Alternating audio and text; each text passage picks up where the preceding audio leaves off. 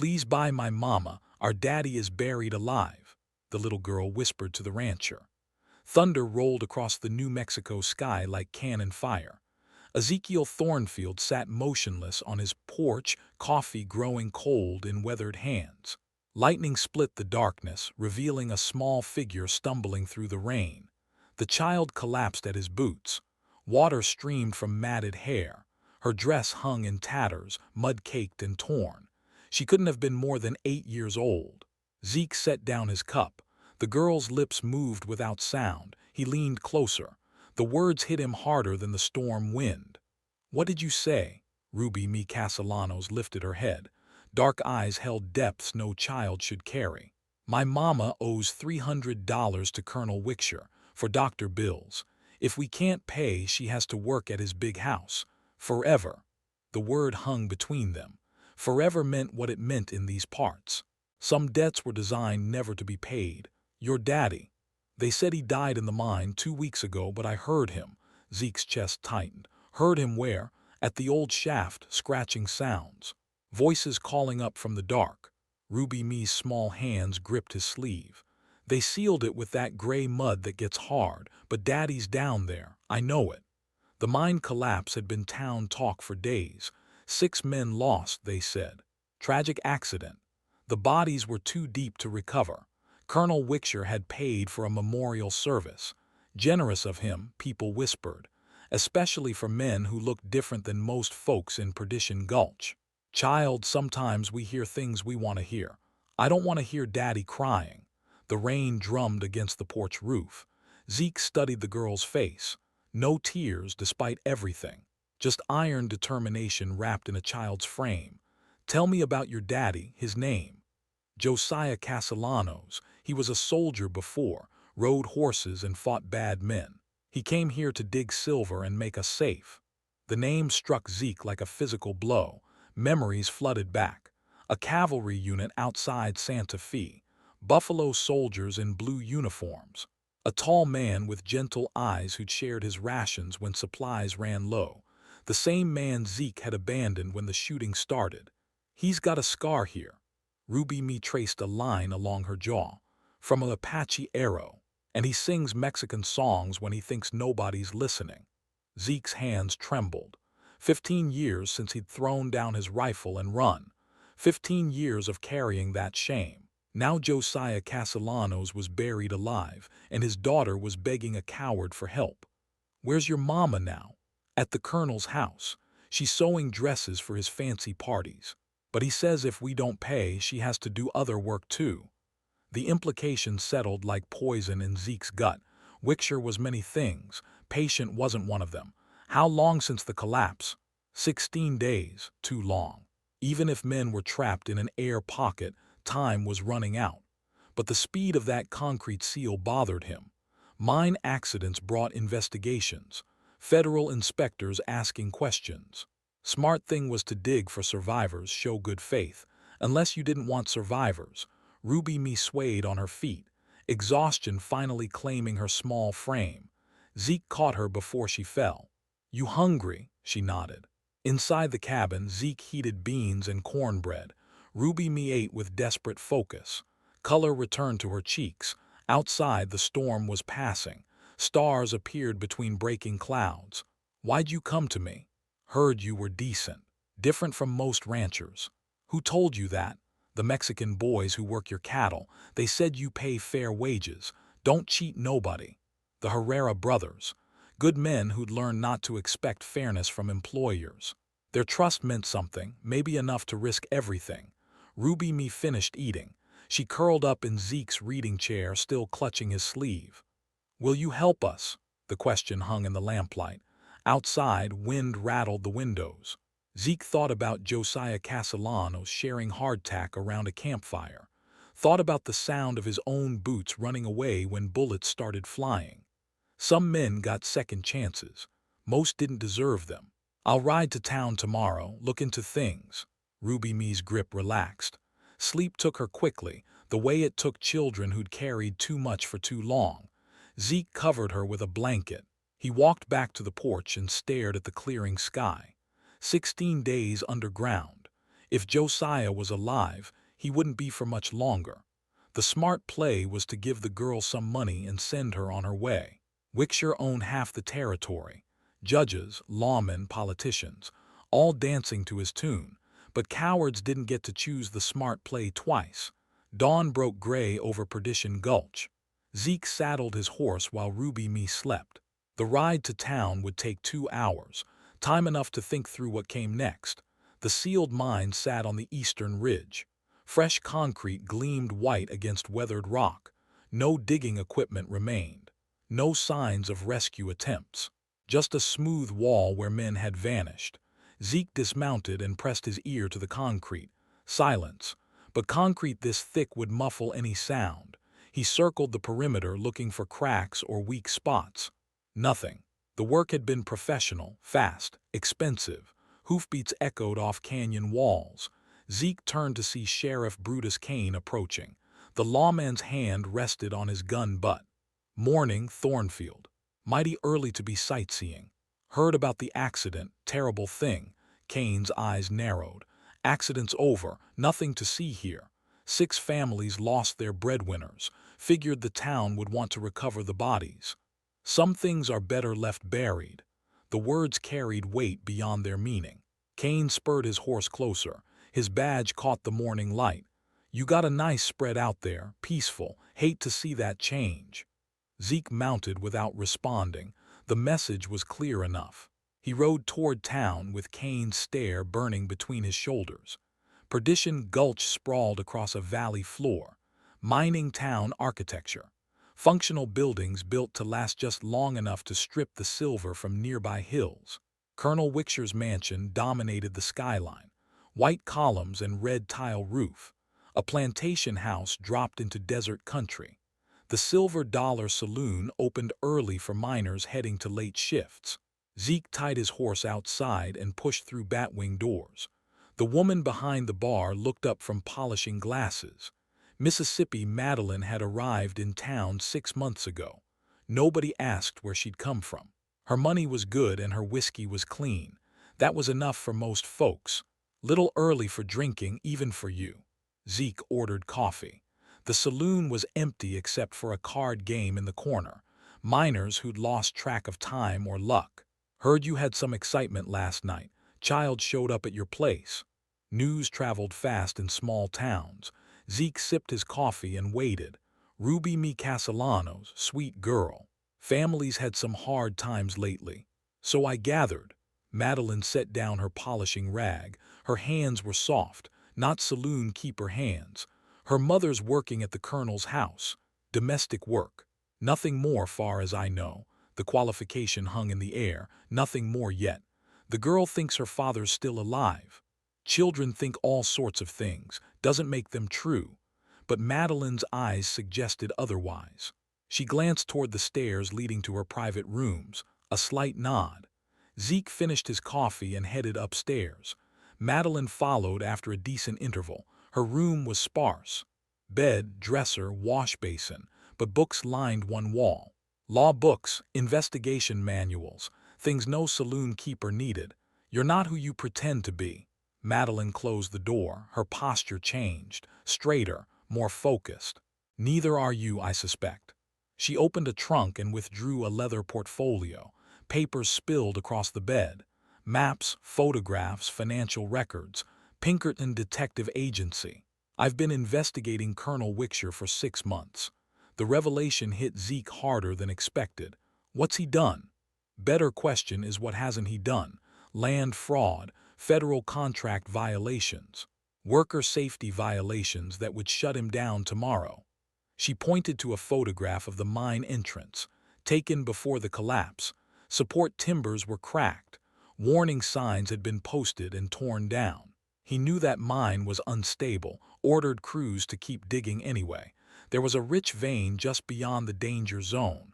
So the collapse was his fault. Worse than that. I have testimony from miners who quit rather than work those tunnels. They warned Wickshire directly. He threatened to blacklist them if they didn't keep quiet. Zeke studied the papers. Everything pointed to criminal negligence. But negligence assumed the deaths were accidental. Why seal the mine so fast? Madeline met his eyes. Because some of those men might have survived the initial collapse, and dead witnesses can't testify about federal contract fraud. The room fell silent. Outside, the town was waking up. Hammers rang against anvils. Wagon wheels creaked over rutted streets. Normal sounds of normal people living normal lives. I need living witnesses to make charges stick. Without testimony from the trapped miners, Wickshire walks away clean. Then we get them out. How? That concrete is 3 feet thick. Even if we could break through, the tunnel system is probably flooded by now. Zeke thought about Ruby Mee's small face, the trust in her voice when she'd asked for help. There's another way in, has to be. Mines have ventilation shafts, emergency exits. Maybe, but Wickshire's got guards posted around the entire area now. Anyone getting too close disappears. Disappears where? Sheriff Kane has been mighty busy lately. Lot of drifters getting run out of town. Lot of questions going unanswered. A knock interrupted them. 3 quick raps. Madeline tensed. Backstairs now. Zeke gathered the papers while she opened the window. Boot steps echoed in the hallway below, heavy, purposeful. Miss Madeline, sheriff wants to have a word. She smoothed her dress and checked her reflection. The transformation was instant. Saloon keeper persona sliding back into place. Coming, deputy. Zeke dropped to the alley behind the building. His horse waited where he'd left it, but now he had company. 2 men leaned against the hitching post. Wickshire's private security. They wore no badges but carried authority in their stance. Guns rode low on their hips. Colonel wants to see you. It wasn't a request. The mansion's interior matched its exterior pretensions. Imported furniture. Oil paintings of ancestors who'd never set foot in New Mexico. Persian rugs covering polished wooden floors. Colonel Barnabas Wickshire sat behind a mahogany desk. His uniform was Union blue with too many medals, some legitimate, others purchased from military surplus dealers. Mr. Thornfield, thank you for coming. Zeke remained standing. The guards flanked him but kept their distance. Understand you've taken an interest in local affairs. Child needed help. Seemed decent to listen. Decent. Wickshire rolled the word around his mouth. Admirable quality, also dangerous in the wrong circumstances. He opened a wooden box and withdrew a cigar. The cutting and lighting ritual gave him time to study Zeke's reaction. That child's father was a good worker, tragic loss, but tragedies happen in mining country, part of the business. Some tragedies are preventable. Indeed. Take your situation, for example. Wickshire stood and walked to a window overlooking the town. His domain stretched to the horizon. Silver mines, cattle ranches, businesses dependent on his goodwill. You own a nice spread, good water rights, fertile grazing land. Property values can fluctuate dramatically in these parts. The threat was politely delivered but unmistakable. Zeke's ranch depended on railroad contracts to ship cattle east. Contracts Wickshire could cancel with a telegram. Then there's the matter of Ruby Mee's mother, sweet woman, skilled seamstress. She's agreed to work off her family's debt through domestic service. Agreed. Signed papers yesterday. Witnessed by Sheriff Kane, all legal and proper. Zeke's hands clenched. The trap was closing around the Castellanos family. First the father, now the mother. Soon Ruby Mee would be alone and defenseless. Wickshire returned to his desk. He opened a drawer and withdrew a leather pouch. Coins clinked inside. $500, more than enough to pay the family's debt and provide for the child's future. All you have to do is convince her to accept reality. Her father is dead. Her mother has found steady employment, time to move forward. The money sat between them, blood money, conscience money, enough to salve guilt and buy silence. What if I refuse? Wickshire's smile never wavered. Then I suppose we'll discover just how many preventable tragedies can befall one man. Zeke left Wickshire's blood money on the desk. The ride back to his ranch stretched endless under a merciless sun. Heat waves shimmered off hardpan earth. Even the wind offered no relief. Ruby Mee waited on his porch. Her small frame cast no shadow in the noon light. She'd found his spare clothes and rolled up the sleeves. The effect made her look even younger. "Did you find Daddy?" Zeke dismounted slowly. His boots struck earth with finality. "Found out some things. Need to gather help first." That evening, Cornelius Brewster arrived as promised. The man had lost his left arm to a premature blast in Wickshire's silver mine. Compensation had been a handshake and a bottle of whiskey. He'd learned to handle dynamite one-handed out of pure spite. "Heard you got troubles with the colonel." Brewster's remaining hand was steady as granite. His eyes held the flat calm of men who'd stared death down and found it wanting. Scars covered half his face from rock shrapnel. "Need to get into that sealed mine, quietly. Concrete's 3 feet thick. Blast it open and half the territory will hear." Zeke spread Madeline's stolen maps across his kitchen table. Ruby Me leaned in close, tracing the tunnels with her finger. Her father had walked these passages, breathed this stale air. Maybe still was. Adjacent tunnel here, 50 yards south. If we could break through the connecting wall. Brewster studied the paper. His scarred face showed no emotion. "Might work, small charges, controlled sequence, but we'd need to know what's on the other side." "Water," Ruby Me said quietly. Both men turned. "Daddy told me about the spring that feeds through the mountain, said it made the rocks weep in summer." The girl's memory painted the picture. Natural water seepage would flood lower tunnels after heavy rain. The storm that brought Ruby Me to Zeke's door had lasted 2 days. If men were trapped, they'd be standing in rising water with diminishing air. The Herrera brothers arrived after sunset. Miguel and Santos had worked Zeke's cattle for 3 years. Their wages went to support families in Mexico. Honest work was scarce for men with their skin color in this territory. "We heard about the girl's father," Miguel said.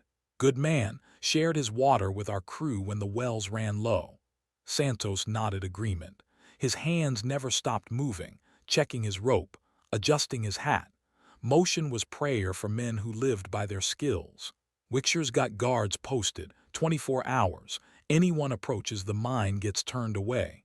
Or disappears," Santos added, "like the Martinez family last month." The room fell quiet. Everyone knew what disappearing meant in Wickshire's domain. Sheriff Kane had developed quite a reputation for solving problems permanently. Madeline arrived near midnight. She'd changed from saloon dress to riding clothes. Dark pants and jacket that wouldn't catch moonlight. Her horse was lathered from hard travel. "We have a problem. Wickshire moved Esperanza to his private quarters yesterday. House servants are saying she tried to hurt herself. Kitchen knife." Ruby Me's intake of breath cut through the darkness. Zeke reached for the girl's shoulder, but she pulled away. Her mother's desperation was too large for comfort. "She's alive.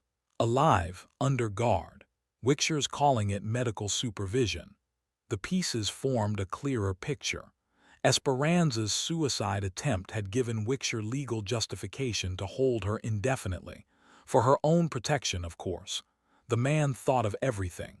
"There's something else," Madeline continued. "I've been watching the mine entrance through field glasses. There's been movement in the guard patterns. They're expecting trouble." Brewster leaned back in his chair.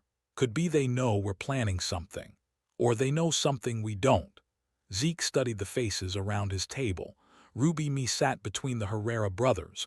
Their presence seemed to calm her. Shared hardship created its own family bonds. "What aren't you telling us?" Madeline hesitated. Her fingers drummed against the wood. Outside, coyotes called across empty miles. Their voices held loneliness that echoed in human hearts. "The federal contracts Wickshire's been stealing from. They're not just silver purchases. He's been supplying substandard metal to the army, artillery shells that fail to explode, rifle barrels that crack under pressure." The revelation settled over them. Theft was one thing, treason was another. Men in uniform died when weapons failed in battle. How many people know? Too many. Army investigators are coming next month. Wickshire's running out of time to cover his tracks. Which meant the trapped miners weren't just witnesses to negligence. They'd seen the doctored silver shipments, knew about the federal fraud. Their testimony could hang a man. "He can't let them live." Santos crossed himself. Miguel's jaw tightened. Even Brewster showed emotion. His scarred face twisted with disgust. Ruby Me stood suddenly. Her chair scraped against floorboards. Then we get them out tonight. Child, it's not that simple. Yes, it is. Her voice carried the certainty of someone who'd lost everything except hope. Daddy's down there. Other daddies too. Every day we wait, they get weaker. She was right. Planning was luxury they couldn't afford. Analysis paralysis would kill good men while they debated strategy. Brewster stood and began gathering his equipment. Explosives packed in careful bundles. Fuses cut to precise lengths. Tools of a trade that balanced creation and destruction. Girls got sand. More than most grown folks. The team prepared in silence. Weapons checked and loaded. Supplies distributed. Each person carried what they might need to survive the night, or die trying. Miguel handed Ruby Me a small knife. For cutting rope, nothing else. She nodded solemnly. The blade disappeared into her pocket. Another burden for young shoulders already carrying too much. They mounted horses as clouds covered the moon. Natural darkness would hide their approach, but it would also hide Wixer's guards. The mountain held secrets that could kill the unwary. The ride to the mine took an hour. They left their horses a mile away and approached on foot. Brewster carried his charges in a leather satchel. The dynamite could explode if dropped. Everyone gave him wide berth. Guard posts flickered with torchlight. 4 men that they could see, probably more hidden in shadow. Wixer wasn't taking chances with his secrets. There, Ruby Me whispered. She pointed to a rocky outcrop 50 yards from the sealed entrance. Daddy said there was another way in, for when the air got bad. They found the ventilation shaft exactly where she'd indicated. A hole barely wide enough for a man's shoulders. It descended into absolute darkness. The smell rising from below was stagnant water and something else, something organic. Brewster lowered a rope into the shaft. It disappeared into blackness. When he pulled it back up, the bottom 6 feet were wet, flooded, but not completely. There's still air space.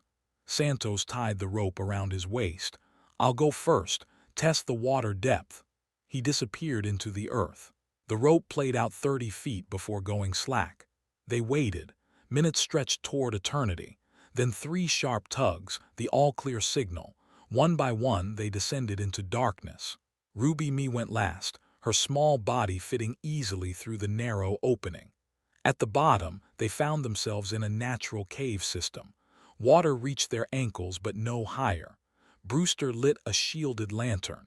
The flame revealed rough stone walls weeping moisture. Their voices echoed strangely in the confined space. Sound would travel far through these tunnels. This way, Ruby Me whispered. She moved with surprising confidence through the maze. Her father's stories had created a map in her memory. They followed her deeper into the mountain's belly. The water grew deeper, then shallower. The air grew thick with humidity and fear. Behind them, the entrance shaft became a distant memory. Ahead lay either salvation or a tomb they'd share with men they'd never met. Either way, Ruby Me would have her answer. Sometimes that was all courage could buy. The mountain held its breath and waited to see which way the scales would tip. The tunnel narrowed until they moved single file. Water rose to their knees. Brewster's lantern cast dancing shadows on wet stone. Ruby Me led them deeper into the mountain's heart. Stop!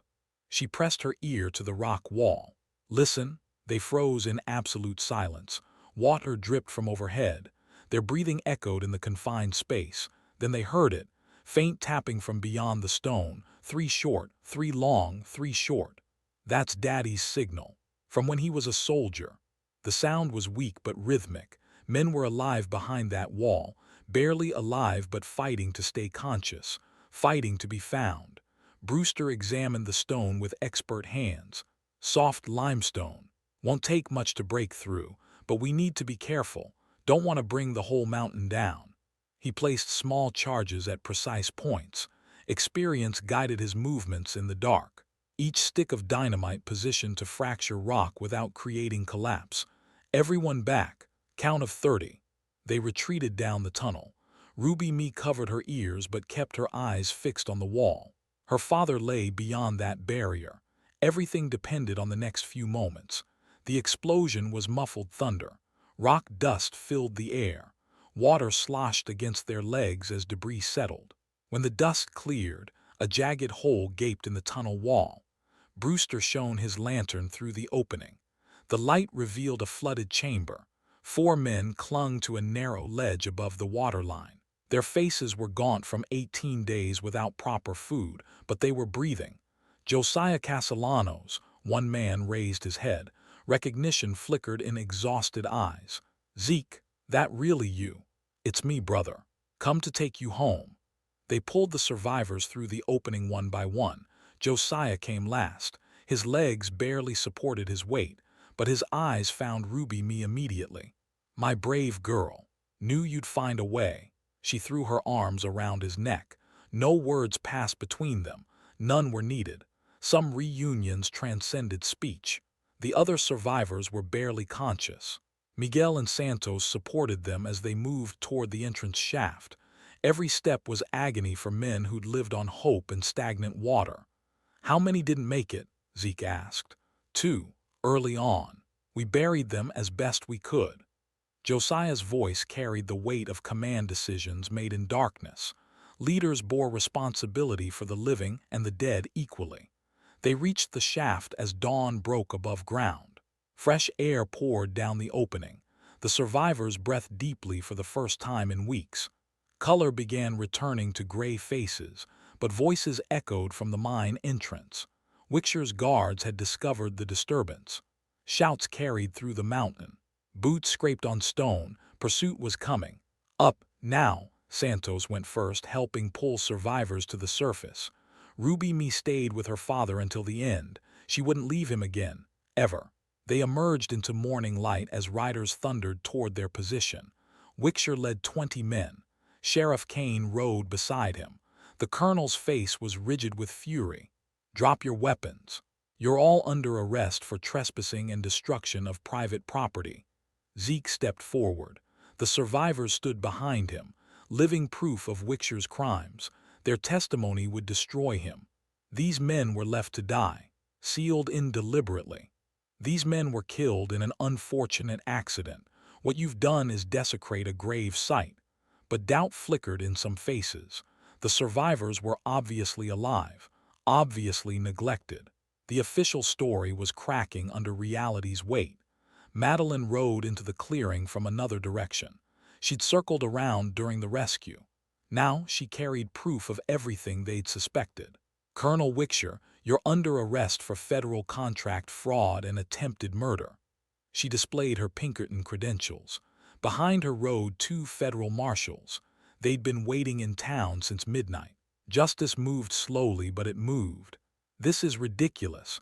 I demand to speak with Sheriff Kane about jurisdiction." Kane looked uncomfortable. Federal marshals trumped local authority. His protection could only extend so far. "We have testimony from these survivors about falsified silver shipments, documentation of safety violations, financial records showing systematic theft from government contracts." The case was airtight. Wickshire's empire was crumbling, but desperate men made dangerous choices. His hand moved toward his gun. The gesture was subtle, but Zeke caught it. 15 years of cowardice crystallized into one moment of clarity. He stepped between Wickshire and Ruby Me. The bullet meant for the child took him in the shoulder. He spun but stayed upright. Blood darkened his shirt. The marshals had Wickshire disarmed before he could fire again. Kane made no move to interfere. Some lines couldn't be uncrossed. "Daddy," Ruby Me reached for Josiah. He lifted her with shaking arms. She was safe. Her mother would be freed from servitude. Her family was whole again. Zeke sat heavily against a boulder. The bullet had passed through cleanly. Madeline pressed cloth against the wound. Her hands were gentle but efficient. "Why'd you do that?" "Figured it was time to stop running." The survivors gave their statements to the marshals. Each man's testimony added weight to the charges. Wickshire would hang for treason. His co-conspirators would share the scaffold. 2 weeks later, Zeke sat on his porch watching the sunset. His arm was healing well. The Castellanos family had moved into a small house in town. Ruby Me visited daily to check his progress. She approached now with a jar of her mother's preserves, payment for services rendered, as if any payment was necessary. Mama wants to know if you're coming to Daddy's celebration dinner. What's the occasion? He got hired as the new mine supervisor. Says he's going to make things safe for everyone. Zeke smiled. Some men were born to protect others. Josiah Castellanos was one of them. The territory needed more such men. Tell your mama I'll be honored to attend. Ruby Me grinned and skipped toward home. Her voice carried on the evening breeze. No more whispered pleas, no more desperate secrets. Just the laughter of a child who'd learned that sometimes adults kept their promises. The mountains held new secrets now. Stories of courage in dark places, of second chances earned through blood and sacrifice, of little girls who refused to let go of hope. Some whispers deserve to be heard, and that is all to the story for now. Please let me know where you are tuning in from. Perhaps we will create a story there. Consider liking this video and subscribing to our channel, and if you enjoy our content, click this video on your screen. I promise you it's worth watching. See you tomorrow.